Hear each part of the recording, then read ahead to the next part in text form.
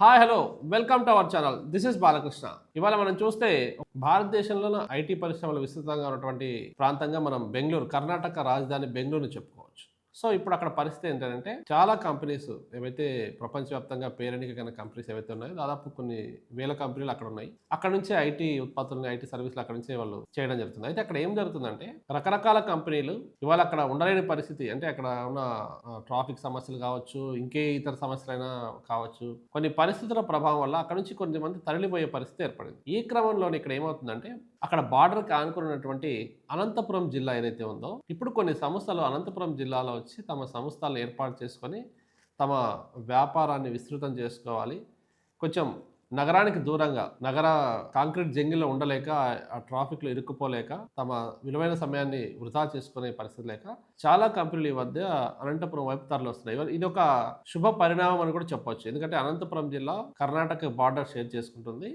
బెంగుళూరుకి దాదాపు ఒక 200 కిలోమీటర్ల లోపే ఉంటది. అందులోను ముఖ్యంగా ఎయిర్‌పోర్ట్ కూడా అంటే కర్ణాటక ఎయిర్‌పోర్ట్ ఏదైతే ఉందో, బెంగుళూరు నగరం వెలుపల ఉన్న ఎయిర్‌పోర్ట్ కూడా అనంతపురం జిల్లాకి చాలా దగ్గరగానే ఉంటది. 160, 170 కిలోమీటర్లు ప్రయాణం చేస్తే ఎయిర్‌పోర్ట్ చేరుకోవచ్చనమాట. అంటే సో ఈ క్రమంలో ట్రాన్స్‌పోర్టేషన్ పరంగా ఇంకోటి నేషనల్ హైవే 44 ఏదైతే ఉందో అది అనంతపురం మీదుగానే వెళ్తుంది. జాతీయ రహదారి 44వ నంబర్ జాతీయ రహదారి కూడా అనంతపురం జిల్లా మీదుగానే వెళ్తుంది. సో ఈ ట్రాన్స్‌పోర్టేషన్ ఫెసిలిటీస్ ఇవన్నీ చూసిన తర్వాత అనంతపురం జిల్లాలో ఇవాళ కొన్ని ప్రముఖ సంస్థలు అక్కడ తమ వ్యాపార సామ్రాజ్యాన్ని విస్తరించేందుకు ఈ మధ్య విశాఖలో జరిగిన సిఐఐ సమ్మిట్ లో పలు ఒప్పందాలు చేసుకోవటం, కొన్ని వర్చువల్ గా కూడా ప్రారంభించడం జరిగింది. ఇందులో భాగంగా ముఖ్యంగా రేమాండ్ కంపెనీ ఏదైతే ఉందో, వస్త్ర వ్యాపార సంస్థ అయినటువంటి రేమాండ్ కంపెనీ అనంతపురం జిల్లాలో తమ వస్త్ర తయారీ పరిశ్రమల్ని ప్రారంభించబోతోంది. అదే కాకుండా సరళ ఏవియేషన్ సంస్థ, అది బెంగళూరు సంబంధించిందే చూడండి. మళ్ళీ కర్ణాటక సంబంధించిన బెంగళూరులో ఉన్నటువంటి ఎయిర్ టాక్సీని తయారీ మ్యానుఫ్యాక్చరింగ్ యూనిట్ ఏదైతే ఉందో అది తీసుకొచ్చి ఇప్పుడు కళ్యాణ్ దుర్గం వద్ద ఉన్న తిమ్మ సముద్రం దగ్గర ఆ మ్యానుఫ్యాక్చరింగ్ యూనిట్ దాదాపు వాళ్ళు 1200 కోట్ల రూపాయలని అక్కడ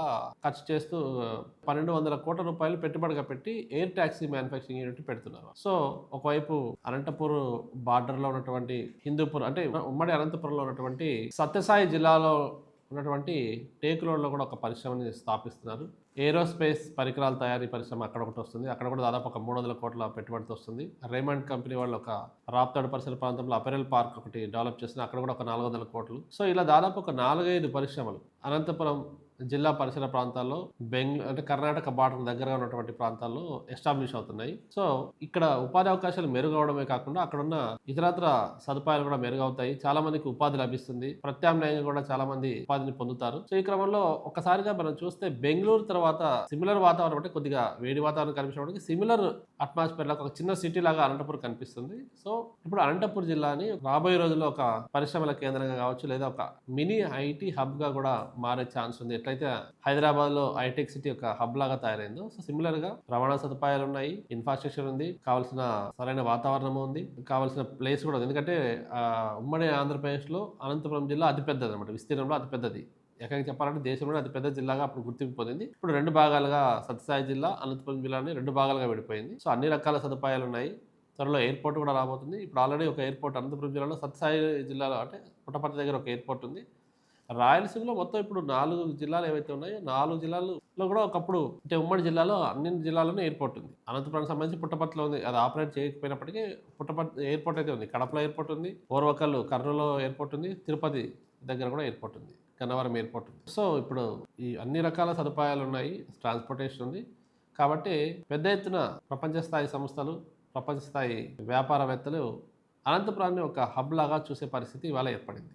సో రాబోయే రోజుల్లో ఇక్కడ ఉన్న భూముల ధరలకు కూడా రెక్కలొచ్చే పరిస్థితి ఉంది. సో ఇది ప్రస్తుతం అనంతపురం జిల్లాలో జరుగుతున్నటువంటి అభివృద్ధి కార్యక్రమాలు. Thank you.